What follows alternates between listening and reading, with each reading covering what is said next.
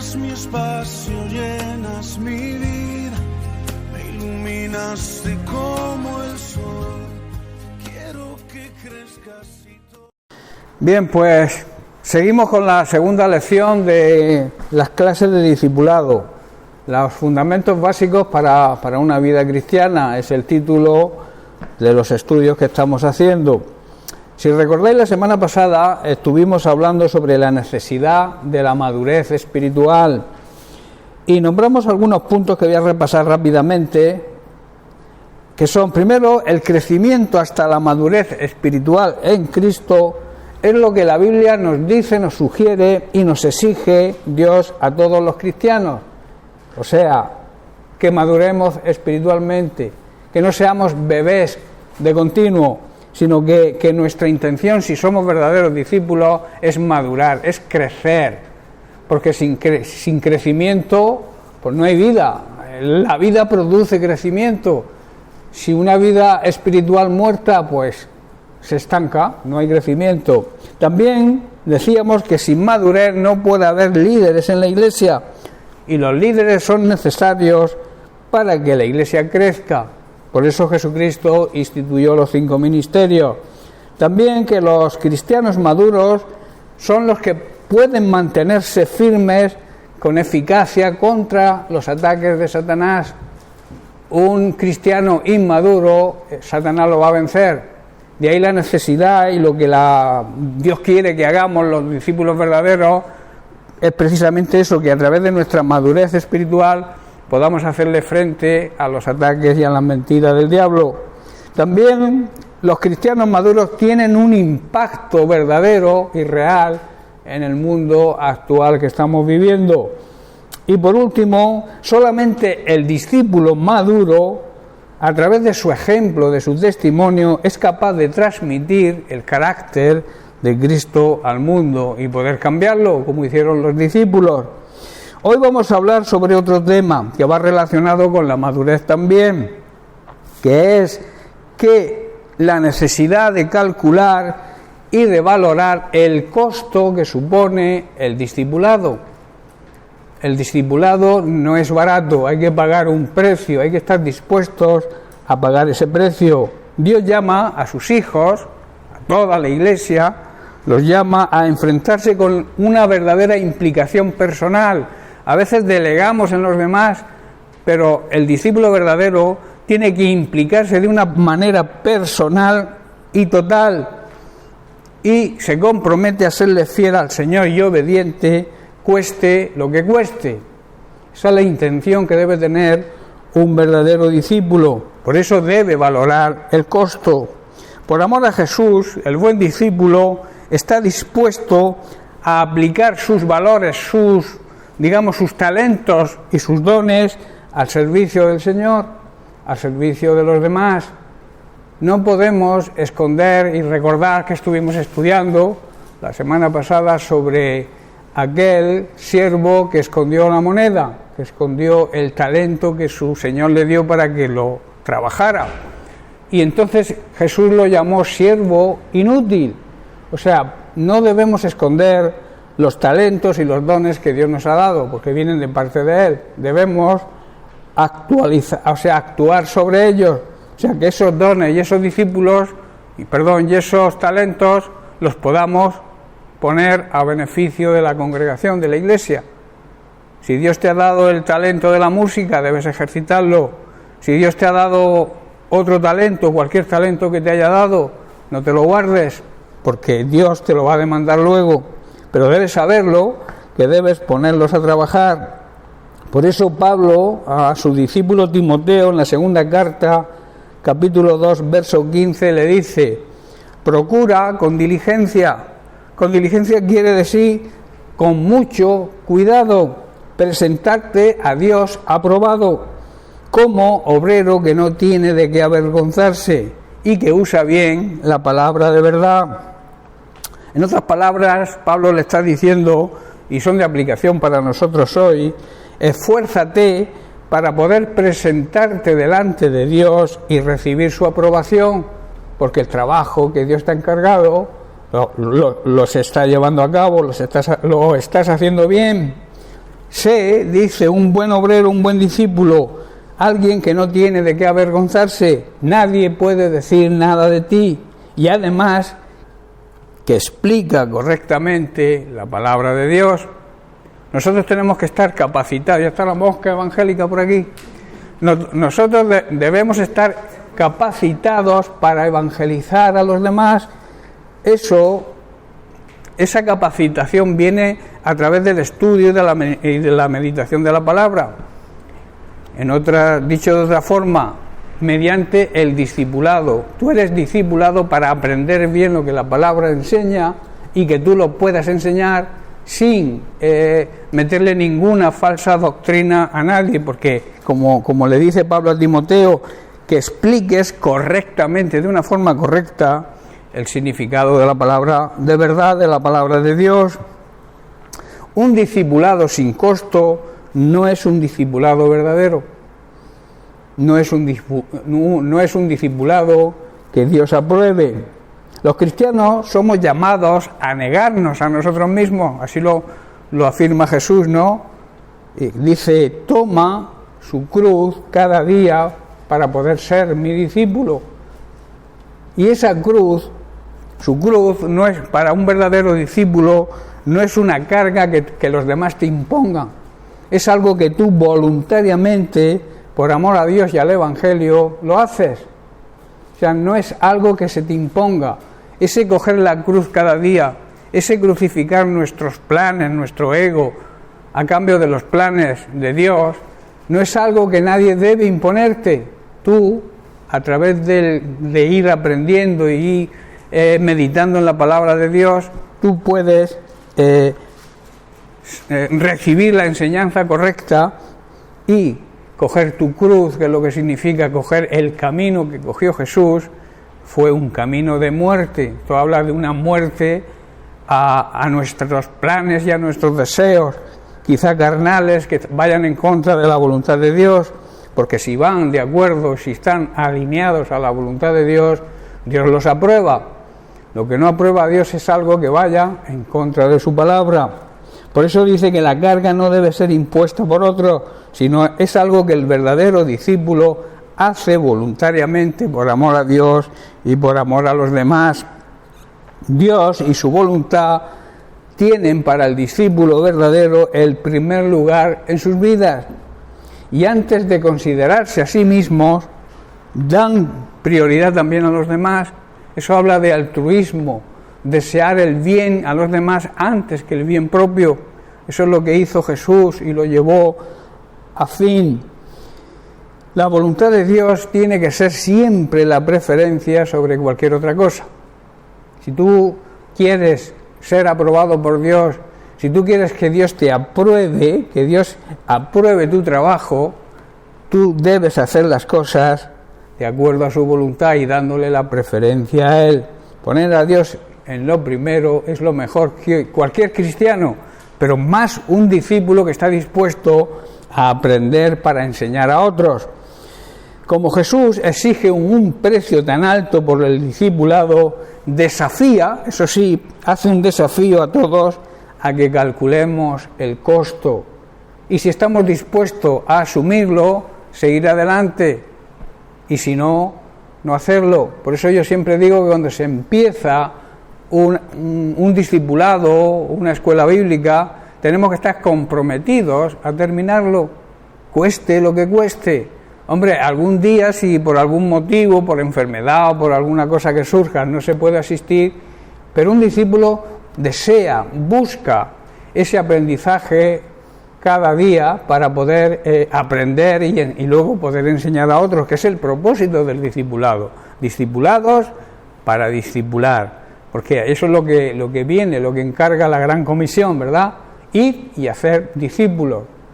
Pero para ir y hacer discípulos yo tengo que ser primero discípulo, saber lo que significa ser discípulo para hacer a otros de la misma condición. En Lucas capítulo, vamos a leer unos versículos, en el capítulo 9 de Lucas. En el versículo 57 dice así: yendo ellos, uno le dijo en el camino: Señor, te seguiré a donde quiera que vayas. Eso es una buena intención, eso digamos que es una buena disposición de esta persona, pero Jesús le pone una condición mediante un ejemplo de la vida cotidiana. Jesús le dijo: ninguno que poniendo su mano en el arado mira hacia atrás es apto para el reino de los cielos. Lo que Jesús aquí está diciendo, que el que decide seguirle, el que decide servirle, no puede volverse atrás. No podemos recordar lo que éramos. Cuando alguien está arando, tiene que estar pendiente de por dónde va el arado para que los surcos sean derechos.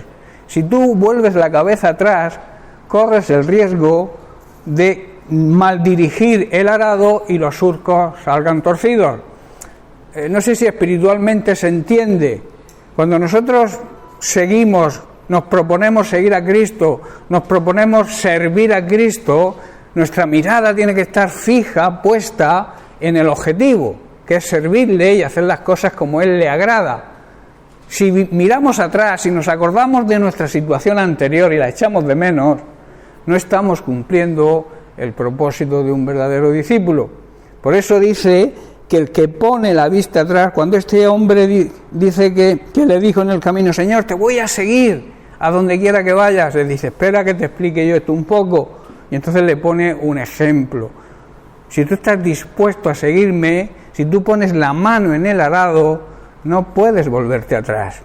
Si has decidido seguirme, tienes que llegar al final, cueste lo que cueste. Y eso es una enseñanza hoy grande para nosotros. En el capítulo 6 de Juan, Jesús les explica a sus discípulos y les dice lo siguiente: yo soy el pan de vida. El que viene a mí nunca volverá a tener hambre. El que cree en mí no tendrá sed jamás. Y en el versículo 60 de ese capítulo 6 dice la palabra de Dios ahí: al oírlas, estas palabras, muchos de sus discípulos, no pocos, dijeron: dura es esta palabra, ¿quién la puede oír? En otras palabras, es muy difícil de entender cómo puede alguien aceptar estas palabras que dices. Y el versículo 61 dice: sabiendo Jesús en sí mismo que sus discípulos murmuraban de esto, les dijo: ¿esto os ofende? Jesús era consciente de que sus discípulos se iban a quejar, así que les pregunta: ¿acaso esto os ofende? Versículo 62: pues qué si vierais al Hijo del Hombre subir a donde estaba primero. En otras palabras, Jesús le estaba diciendo: si esto no lo podéis entender ni aceptar, ¿qué pensaríais entonces si vierais al Hijo del Hombre ascender al cielo otra vez? Sería más difícil de entender que lo que les había explicado. Y el versículo 63 dice: el Espíritu es el que da vida. El Espíritu, cuando sale de nuestro cuerpo, ¿qué produce en nuestro cuerpo? Muerte física, porque es el Espíritu el que da vida a nuestro cuerpo. Dice: la carne, el cuerpo en sí, para nada aprovecha, porque cuando sale el Espíritu, vuelve a donde era, vuelve al polvo, vuelve a la tierra. Y luego añade: las palabras que yo os hablo son espíritu y vida. Y esa vida se refiere a la vida eterna. Hermanos, solo el Espíritu da vida eterna. Los esfuerzos humanos no logran nada. Y la palabra de Dios que Jesús nos habla son espíritu y son vida, y vida verdadera, vida auténtica, esa vida que nos prometió que quería para nosotros cuando dijo: yo he venido para daros vida y vida en abundancia. Seguimos con el versículo 64. Dice: pero hay alguno de vosotros que no creen. Iglesia, hay algunos en las iglesias que, aunque se consideran creyentes, no creen. Jesús estaba dirigiendo a sus discípulos, dice: algunos de vosotros no creen, porque Jesús sabía desde el principio quién eran, porque Él lo sabe todo, porque es Dios, los que no creían. Y además, refiriéndose a Judas, sabía quién le iba a entregar. Jesús sabía y sabe hoy también desde el principio quiénes son y quiénes somos los que realmente creemos. Y también sabe quién eran y quién son hoy los que le van a traicionar. Versículo 65, y dijo: por eso os he dicho que ninguno puede venir a mí si no le fuere dado de parte del Padre. Nadie puede ir a Cristo, hermanos, a menos que el Padre lo lleve. ¿Por qué? Porque Dios el Padre conoce y sabe quién se va a someter a su palabra, quién se va a someter a su voluntad, quién se va a someter a Cristo. Y por eso, como Él lo sabe y a Él no le podemos engañar, Jesús dijo,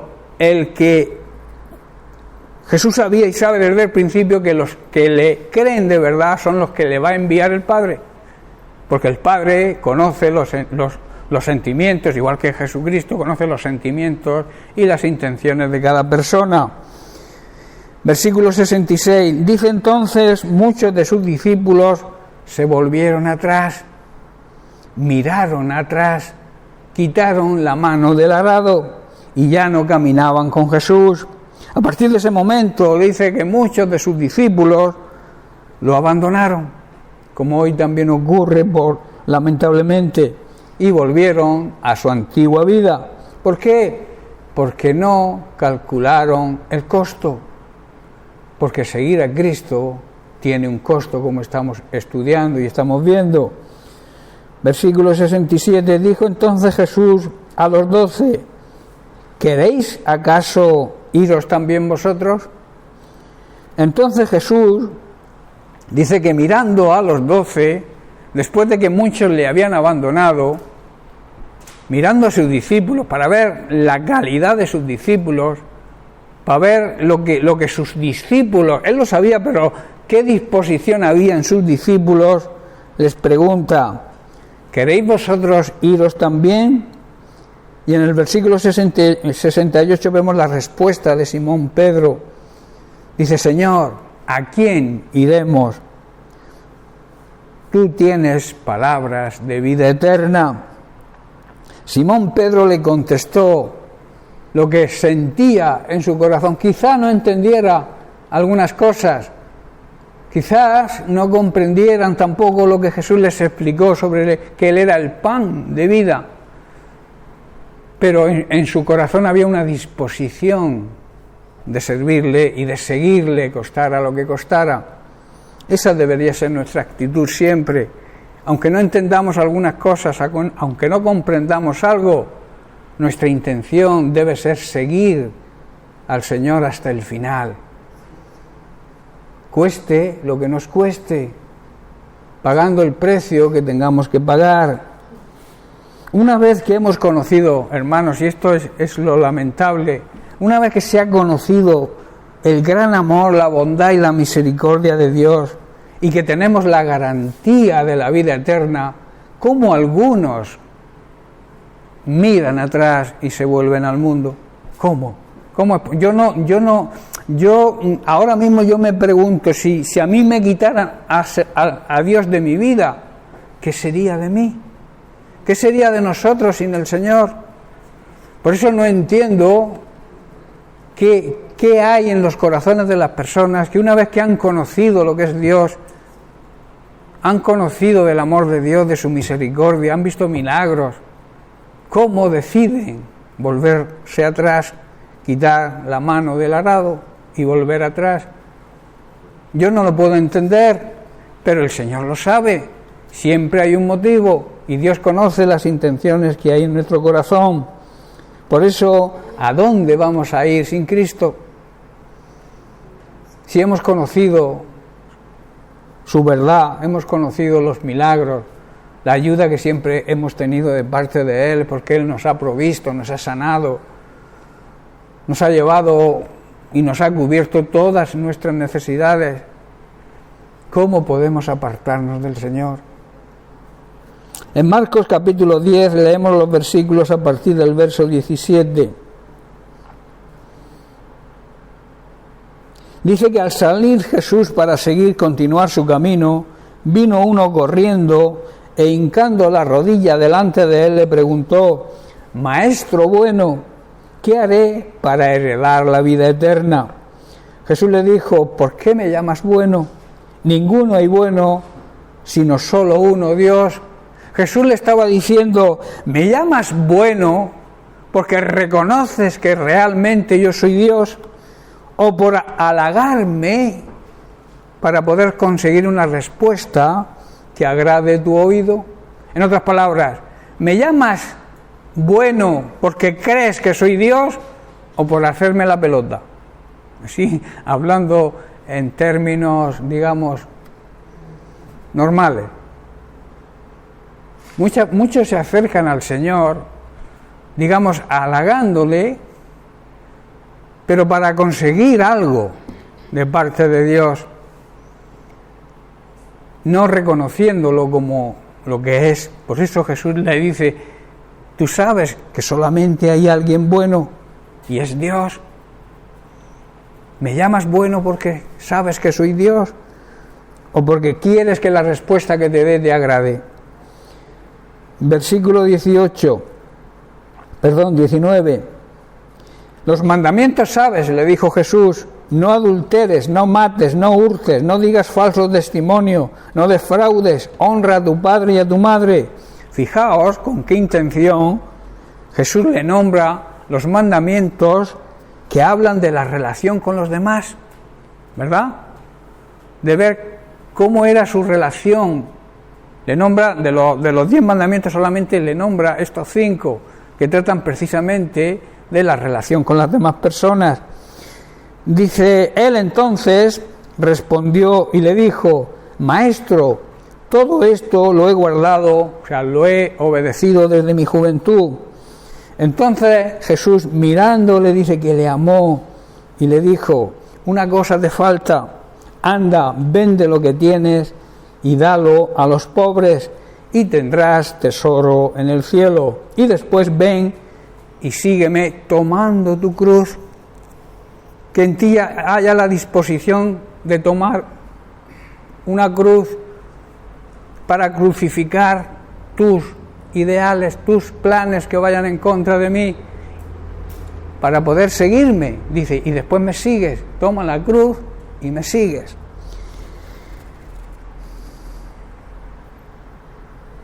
Jesús miró a este hombre y sintió un gran, profundo amor por él, ¿verdad?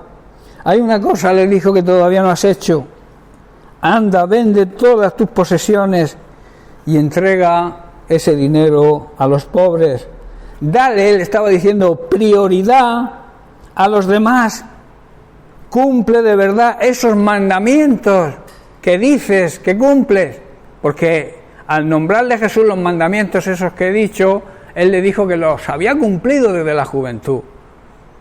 Y le dice, bueno, demuéstralo. Piensa en los demás. Aléjate de tus riquezas, dalo a los pobres y ven y sígueme. Y tendrás, dice, tesoros en el cielo. Estarás mandando y almacenando lo que realmente importa en el cielo. Esos tesoros que son lo que hagamos en el bien de los demás. Y después, ven y sígueme. Deja tus planes, deja tus prioridades y ocúpate de servir a los demás, siguiendo mi ejemplo. Eso es lo que le transmite Jesús. Pero él dice, afligido por esta palabra, se fue muy triste. ¿Por qué? Porque dice que tenía muchas posesiones. Y yo digo que las posesiones lo tenían a él. Estaba atado a sus posesiones. Entonces Jesús, mirando alrededor, dijo a sus discípulos, cuán difícilmente entrarán en el reino de Dios los que tienen riquezas. En otra traducción dice, los que aman poseer riquezas, los que su meta es conseguir riquezas. Porque Pablo, si recordamos, instruye a su discípulo Timoteo en la primera carta, capítulo 6, verso 10, y le dice, pues el amor al dinero es la raíz de todos los males. El dinero no es malo, el dinero es necesario. El problema es la ambición, el deseo de conseguir cada vez más dinero sin pensar en las necesidades de los demás. Dice, esta es la raíz de toda clase de mal. Y algunas personas, dice, en su intento de deseo por ganar dinero, se han desviado de la verdadera fe y se han causado a ellos mismos heridas dolorosas. Y le aconseja esto en el versículo 17, dice, enséñales a los ricos de este mundo que no sean orgullosos ni que confíen en su dinero, el cual es tan inestable que parece que como si tuvieran alas y volaran. Dice, enséñales que deberían depositar su confianza en Dios, quien nos da en abundancia todo lo que necesitamos para que lo disfrutemos. Claro está, cuando le damos prioridad a su reino. Versículo 18, diles a esos ricos que usen su dinero para hacer el bien. Deberían ser ricos en buenas acciones, generosos con los que pasan necesidad y estar dispuestos siempre a compartir con los demás. Versículo 19, de esta manera, al hacer esto, acumularán su tesoro como un buen fundamento para el futuro, a fin de poder experimentar lo que es verdaderamente la vida eterna. ¿Estáis comprendiendo? Las riquezas no son malas. Si en tu corazón hay una disposición de que cuando tú estés saciado, que tengas lo suficiente, que tus necesidades sean cubiertas, entonces te preocupes de cubrir la necesidad de los demás. ¿Sabéis que cuando tú te ocupas de la necesidad de otro, Dios se ocupa de la tuya? Eso es una regla de la ley de la siembra. Cuando nosotros sembramos, recogemos. Si sembramos escasamente, ¿qué vamos a cosechar? Escasamente.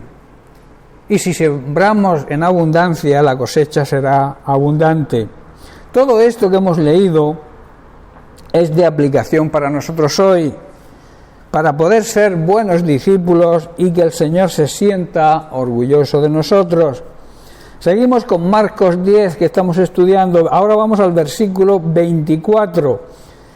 Dice que los discípulos se asombraron de sus palabras, pero Jesús respondiendo volvió a repetirles, hijos, cuán difícil es entrar en el reino de Dios a los que confían en las riquezas, aquellos que ponen su fe y su confianza en las riquezas, los que aman al dinero y las posesiones más que a Dios y su voluntad y sus planes. Versículo 25, dice, más fácil es pasar un camello por el ojo de una aguja. El ojo de una aguja aquí se refiere a una especie de gatera que tenían todas las puertas por donde entraban los animales. Recordemos que los animales vivían dentro de las casas con las personas, era una tradición entonces, ¿no? Y entonces había como una especie de puerta superpuesta a la puerta para que se abrieran y por ahí pudieran entrar los gatos o los animales que vivían y convivían con las personas. Entonces dice, es más difícil, dice, más fácil pasar un camello por ese ojo, que era un camello, es un animal gigante, grandísimo, por el ojo de una aguja, que entrar un rico. Un rico aquí se refiere a aquel que ama al dinero en el reino de Dios. Entonces ellos se asombraron aún más diciendo entre sí, ¿quién pues podrá ser salvo? Entonces Jesús mirándolos dijo, para los hombres esto es imposible, mas para Dios nada hay imposible, porque todas las cosas son posibles para Dios. Entonces Pedro comenzó a decirle, he aquí, o sea, se pone él como ejemplo y pone ejemplo a los demás, dice, he aquí nosotros lo hemos dejado todo y te hemos seguido. Era verdad, ¿no? Ellos, aunque no entendían muchas cosas, nunca miraron atrás, Sus discípulos siempre fueron hacia adelante y lo dejaron todo, pagaron un costo, pagaron un precio, dejaron su familia, dejaron sus negocios, sus empresas, digamos, de la pesca y demás, lo dejaron por seguir y servir al Señor. Entonces les dijo Jesús en el verso 29, de cierto os digo que no hay ninguno que haya dejado casa, o hermanos, o hermanas, o padre, o madre, o mujer, o hijos, o tierras, por mi causa, o sea, que yo he sido su prioridad por causa de mí y del Evangelio. Y en el verso 30 les viene la promesa. Dice que no reciba 100 veces más ahora en este tiempo casas, hermanos, hermanas, madres, hijos y tierras, aún con persecuciones, y en el siglo venidero, o sea, en la siguiente dispensación, cuando Jesús venga en su segunda venida, recibirán la vida eterna. Dice, pero muchos primeros serán postreros, y los postreros serán primeros. Muchos que ahora, está diciendo Jesús, se consideran los más importantes, en ese día final, cuando el Señor venga, serán quizá los menos importantes, y aquellos que ahora parecen, o los demás los menosprecian, parecen menos importantes, en ese día serán para el Señor los más importantes. Eso es lo que está diciendo Jesús cuando dice que los primeros serán los últimos y los últimos serán los primeros. En vista, hermanos, del alto precio del discipulado que Jesús requería a sus discípulos, no es sorprendente que terminara con pocos seguidores profundamente comprometidos, que es también lo que ocurre hoy en día. Muchos empiezan, pero pocos terminan. ¿Por qué? Porque se debe pagar un precio, se debe pagar un costo para ser un buen discípulo, y muchos, ya te digo, empiezan, pero no terminan. A mí me gustaría que todos nos centráramos y fuéramos de esa parte de los discípulos, que aunque tengamos algunas dudas, aunque tengamos algunas dificultades para entender algunas cosas, estemos dispuestos a no mirar atrás y a seguir y a servir al Señor como Él se merece. Que seamos pocos, yo siempre digo, y la Biblia también lo dice, que con pocos o con muchos Jesús va a hacer su obra, porque no es por el poder humano que se consiguen las cosas, sino por el poder de Dios. Y como dije el otro día, hay muchas iglesias con grandiosa cantidad de miembros que son simplemente oidores, pero no son hacedores de la palabra de Dios. Y Dios prefiere incluso un grupo de personas bastante más pequeño, pero con la fe y la confianza, que se arrodillen, que clamen a Dios y que oren con esa ¿cómo lo diría? Con esa fuerza, con ese anhelo de servir a Dios y de agradarle en todo. El verdadero discípulo, hermanos, nos va a costar todo. Primero, un verdadero discípulo debe vivir como Dios quiere que se viva. Si tú quieres agradar a Dios, debes vivir de la forma que Dios exige en su palabra que debemos vivir. Y no es una opción el decir, quiero hacerlo o no quiero hacerlo según mis planes, yo quiero ser un discípulo, pero un discípulo a mi manera. Eso no vale para el Señor. Debemos ser discípulos sin ninguna opción de nuestro ego, de nuestra manera de pensar. Debemos someter nuestros pensamientos a la voluntad de Dios y saber que Dios quiere discípulos que sepan pagar el precio, que sepan entender que aunque sea difícil, Dios está con nosotros, Dios nos ayuda, Dios está de nuestra parte. Solamente necesita personas comprometidas, personas que le den la prioridad a Él, pero no por obligación, como he dicho antes, sino por amor a Dios y también por amor a las personas que se van al infierno sin luz y sin esperanza, porque no ha habido nadie que les predique el Evangelio. Dios nos llama a ser discípulos para ser hacedores del ministerio del discípulo, que es hacer discípulos. La Gran Comisión dice: id y predicar el Evangelio. ¿A quién? A toda criatura. Y luego añade: enseñándoles todo lo que yo os he enseñado. Por eso un discípulo tiene que estar dispuesto a aprender. Aparte de pagar el precio, saber que tiene que pagar un precio, tiene que estar dispuesto a aprender. Y aprender con el propósito de poder llevar a cabo la Gran Comisión. La segunda parte, que como digo, de la Gran Comisión es enseñar a los demás a que guarden y obedezcan lo que a nosotros se nos ha enseñado. Ese es el motivo del discipulado y principal. Un discípulo verdadero se da cuenta y acepta que Jesús merece nuestro compromiso, que Jesús, su Evangelio, merece nuestro compromiso. Bien, pues lo vamos a dejar aquí porque ahora empieza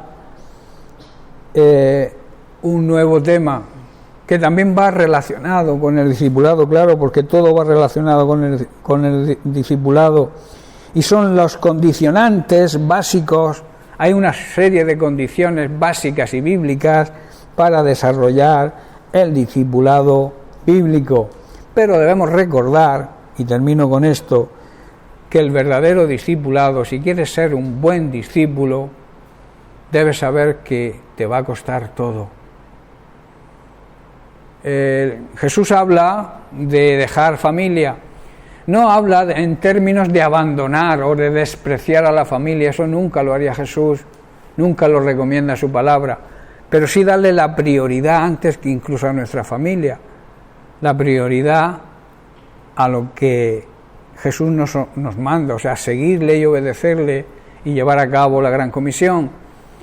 Dice que el que deje familia, no se trata de dejar familia, ni amigos, ni tantas cosas, en el sentido de despreciarlos o de abandonarlos, sino salir de la influencia que ellos puedan tener en nosotros y que nos priven de servir a Dios como Él se merece.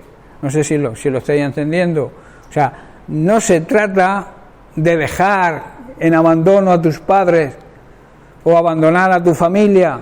No se trata de eso en ese sentido, sino de darle la prioridad al Señor de lo que Él te demanda. Si, en otras palabras, si alguien te impide llevar a cabo la Gran Comisión, no debes despreciarlo, pero debes salir de esa influencia, de esa mala influencia. Por ejemplo, si alguien te dice: es que tú te pasas la vida sirviendo al Señor, estás con el Señor siempre, dando testimonio, hablando del Señor, y no te preocupas de otras cosas. Entonces debes dejar que esa persona no te influya. O sea, no debes permitir que esa persona influya en tu ministerio. Por eso es necesaria la madurez espiritual. Un discípulo maduro nunca se va a dejar influenciar por los malos consejos o las malas influencias que muchas veces vienen de nuestra propia familia o de nuestros propios amigos, compañeros de trabajo, lo que sea. A eso es a lo que se refiere Jesús cuando dice que debemos dejar. El que dejara a padre, madre, amigos, trabajo, hogar, posesiones, está diciendo eso, el que no se salga de la influencia, de la mala influencia de las personas que lo rodean, no puede ser mi discípulo. Nunca, vuelvo a repetir y quiero hacer hincapié en eso, nunca Jesús te va a decir que menosprecies a nadie, y menos a tu familia, pero sí que no te dejes influenciar por los comentarios que puedan hacer cuando tú te decides a seguir a Cristo, te decides a servirle como Él se merece. ¿Estáis comprendiendo? Servir al Señor es eso. Seguir al Señor es eso, darle la prioridad a Él. Y Él nunca va en contra de la buena relación. Si vemos lo que le dijo al joven rico, precisamente le habla de los mandamientos, de la buena relación que tenemos que tener con el prójimo. No matarás, no hurtarás, no robarás, honrarás a tu padre, honrarás a tu madre. Jesús le habla al joven rico de los mandamientos que hablan precisamente de las buenas relaciones que debemos tener con las personas que nos rodean. Pero sí, vuelvo a repetir, no dejar nunca que sus comentarios o su influencia nos aparten de la vista del buen discípulo, que es llevar el Evangelio a toda criatura, disciplinar y discipular a las personas que nos rodean, mediante primero nuestro testimonio personal y después a través de la palabra de la verdad, enseñando, como Pablo le dice a Timoteo, enseñando bien la palabra de Dios, llevando cuidado de que lo que enseñes sea realmente la palabra de Dios sin adulterar. Amén. Bien, pues lo dejamos aquí y seguiremos la semana que viene. Y ya creo que terminaremos la lección 2 y empezaremos con la siguiente. Llenas mi espacio, llenas mi vida, me iluminaste como el sol. Quiero que crezcas.